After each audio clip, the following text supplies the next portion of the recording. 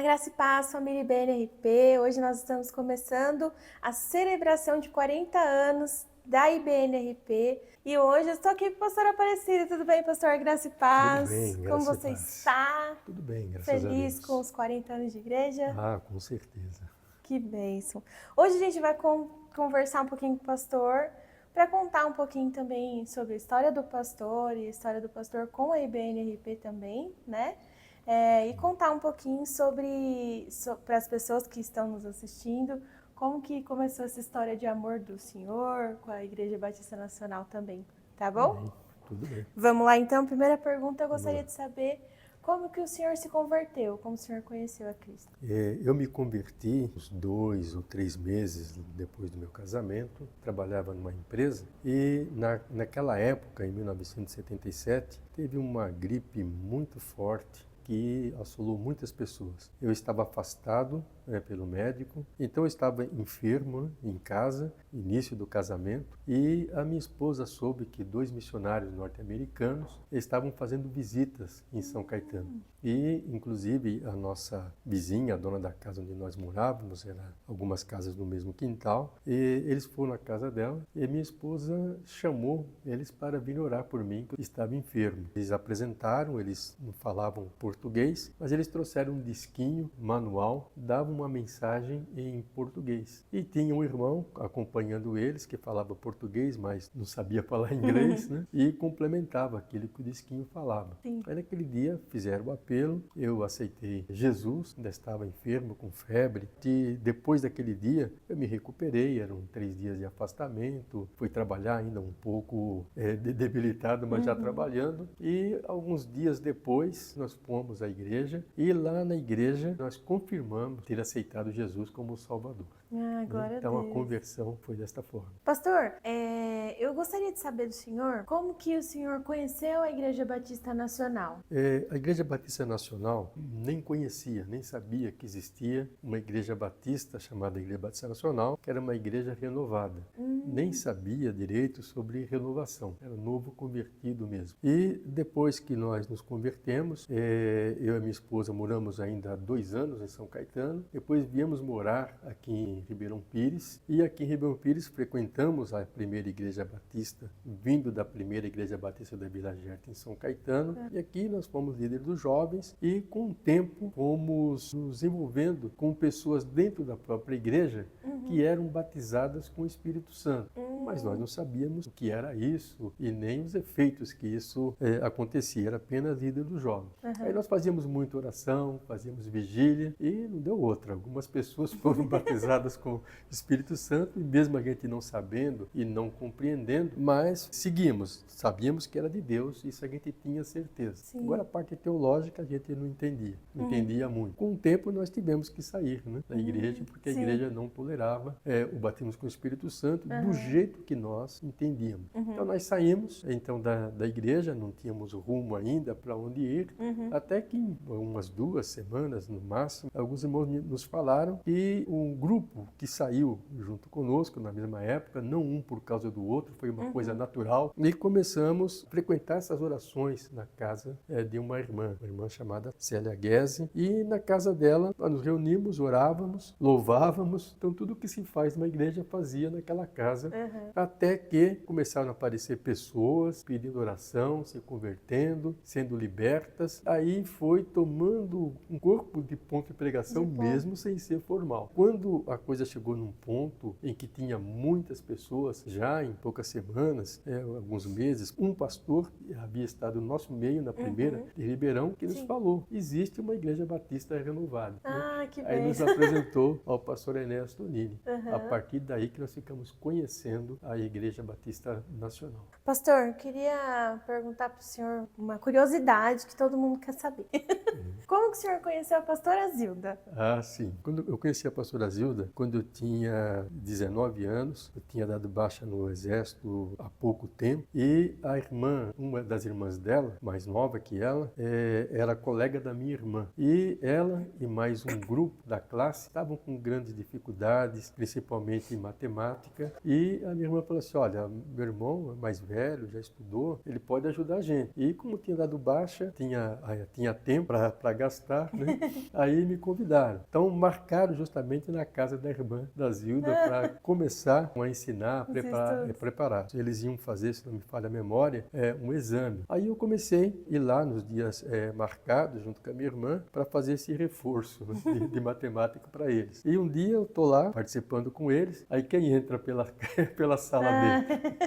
Resplandecendo, né, pastor? A Zilda. Foi ali então que eu a conheci. E a partir dali, a amizade foi chegando e em pouco tempo nós estávamos namorando. Ah, que legal, pastor. E aí, pulando para a fase do casamento, o senhor já tinha comentado anteriormente sobre as muitas pessoas que começaram a chegar no ponto que ainda não era ponto. Não era ponto. Nesse momento, o senhor conseguia enxergar o seu chamado pastoral já ou não? Não. Como que surgiu o chamado? Olha, nesse momento eu nem imaginava e por um bom tempo também não. Quando formalizou o ponto, para mim, na minha cabeça, eu ia ser o dirigente daquele ponto, até que aquele ponto, se porventura chegasse a ser uma igreja, passaria então para um pastor e o pastor daria continuidade. Eu trabalhava numa empresa, fazia faculdade de administração de empresas e o que eu queria naquele momento era seguir a minha carreira na empresa. Então, quer dizer, não tinha a menor ideia de ser pastor.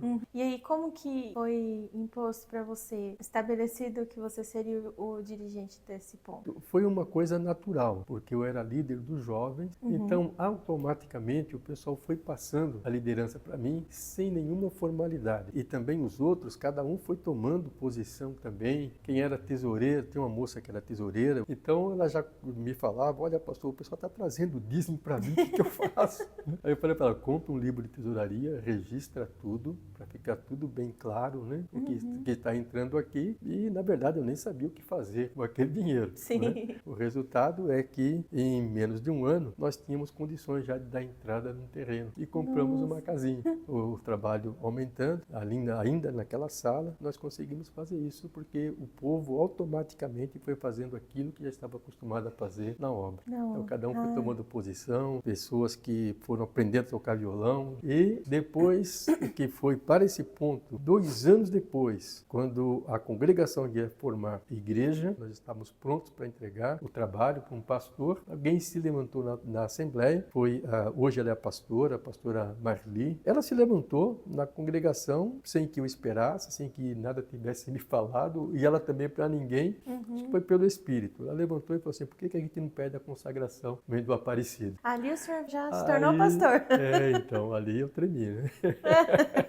Mas também não questionei, porque a obra do Espírito já estava bem enraizada no nosso coração. Graças a Deus, pastor. Que bênção. Bom, então já falamos sobre como o senhor conheceu a pastora Zilda, como que surgiu esse local. O pastor comentou sobre a casa da irmã Célia, né? Para começar a fazer essas reuniões de oração, basicamente um culto no lar, né, pastor? Um culto no lar, exatamente. Então, como que se chegou na ideia de vamos fazer esse culto no lar na casa da irmã Célia? Surgiu com o próprio povo que saiu, foram se unindo aos poucos, um avisando para o outro que estava tendo orações na casa da irmã Célia, e nos chamaram também. E nós fomos lá ficamos, mas não foi nada formal. Então ele basicamente já estava existindo, né, pastor, quando o senhor chegou lá? Isso, era um grupo de oração, né? Só oração. Sim, entendi. E foi assim por mais ou menos uns 3 ou 4 meses, né?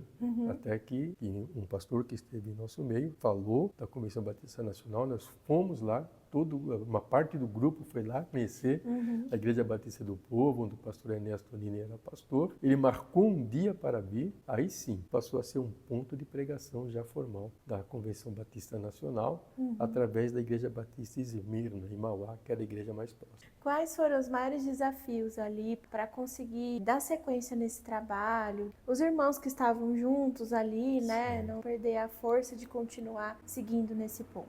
O primeiro desafio desafio que nós percebemos que aconteceria, primeiro eu pensei, né, vai ser um ponto virar um pastor e eu estou livre, vou acompanhando aí junto com os irmãos e apoiando. Só que esse pastor tem igreja, ele não podia vir sempre. Aí quando ele falou que vinha só uma vez por semana e na semana, não no domingo, aí eu já comecei a perceber, né, que como dirigente que eu fui colocado, eu ia ter que fazer, mesmo sem ser serviço de pastor, pelo menos nas partes em que poderia ser feito.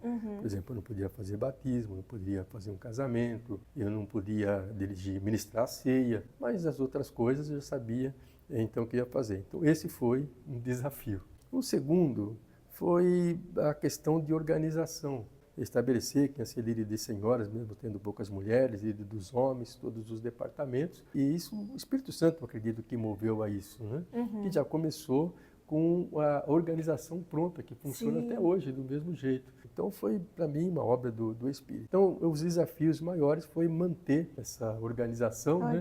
E a cabeça que agora não é mais uma reunião de oração, agora é um ponto de pregação. Para o senhor, pastor, desse período, qual foi a maior experiência que o senhor teve desse período? Olha, são várias as coisas marcantes, mas eu vou escolher uma delas aqui, que era a união do grupo. O grupo era muito unido, não precisava se falar muito quem deveria fazer o quê, cada um via qual era a necessidade e fazia. Uma percepção de que, mesmo estando numa casa, tinha que trazer o dízimo na casa, sem ter nenhum projeto, nem perspectiva, nem nada, mas trazer o dízimo na casa, isso foi marcante. Sim, né? sim. Isso foi muito, muito marcante. Tem pessoas que nem numa casa, numa igreja formal, tem essa percepção, e o pessoal teve isso. Então, eu achei isso também uma coisa muito marcante. Né? E a outra é que eu era muito ocupado, trabalhava, fazia faculdade, e foi um desafio muito grande para fazer esse trabalho que eu esperava que ia passar para um pastor fazer sozinho, e agora, no fim, eu tinha que fazer, e ele vinha só uma vez por semana. Então, foi marcante o Espírito Santo ter me dado condições, forças, cabeça para poder, então, seguir com esse trabalho. Foi marcante, foi obra do Espírito mesmo. Com certeza. Pastor, para você, o que é a IBNRP? Olha, até me arrepia só de falar, né? Porque, olha, foi uma bênção muito grande, que se não existisse a IBNRP, vinda de uma convenção renovada, olha, eu não posso nem imaginar como teria sido a minha vida na obra. Estaria na obra, com certeza, o meu amor por Jesus independe do lugar onde eu estou. Mas a IBNRP, para mim, é praticamente a minha vida. Eu comecei, tinha cerca de 25, 26 anos. Hoje eu estou com 68 anos, então dá para saber o que é a IBNRP.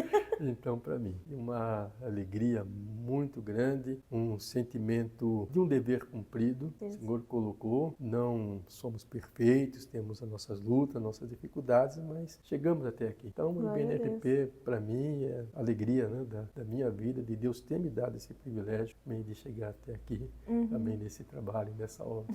Que bem, pastor. Eu queria que o senhor falasse um pouquinho sobre quando o senhor decidiu o jubilamento. Para vir um pouquinho mais atrás, já uns 5 anos antes do jubilamento, eu já estava preparando substitutos. Todos aqui são prova, inclusive o Abner, né, que eu dava oportunidade para os pastores, coloquei aqueles que poderiam me substituir, né, no seminário, faz o seminário, completa, se inteira, colocava eles a par do trabalho, dava oportunidade, né, já pensando que a qualquer momento eu poderia ser substituído e quando eu fosse, eu teria pelo menos preparado, né, pelo menos uma meia dúzia de pessoas para o Espírito Santo escolher. E quando chegou a hora, uma das pessoas que também estava sendo preparada era o Abner, sem ele saber, e os demais também não sabia, né? Só depois que eu falei que a gente estava preparando substitutos, tendo em vista, né, um jubilamento ou qualquer outra coisa que o Espírito Santo pudesse fazer, né? Porque não só pensando no jubilamento. Eu tive câncer, não sei se você ficou sabendo, né? E ali foi quando mais acendeu a luz amarela, né? Pensando aí no semáforo, de acendeu alerta, a luz né? amarela. Falou, olha, vamos correr, né? Aí, tranquilamente, a corrida assim que eu falo, sem desespero. Corrida e preparando, então, pessoas para uma possível substituição. Até que acabou chegando no Aber, né? O que para mim foi um presente de Deus. Poderia ter sido qualquer um dos outros pastores, teria sido muito bom. Mas o jubilamento veio assim, né? No momento certo, na hora certa. Tanto é que a igreja mudou depois que eu fui jubilado, com a entrada do Aber, né? E ficou claro que eu fui até onde deu. E daqui para frente, depois do jubilamento, eu continuo trabalhando ainda, mas eu vi que realmente houve mais progresso, né?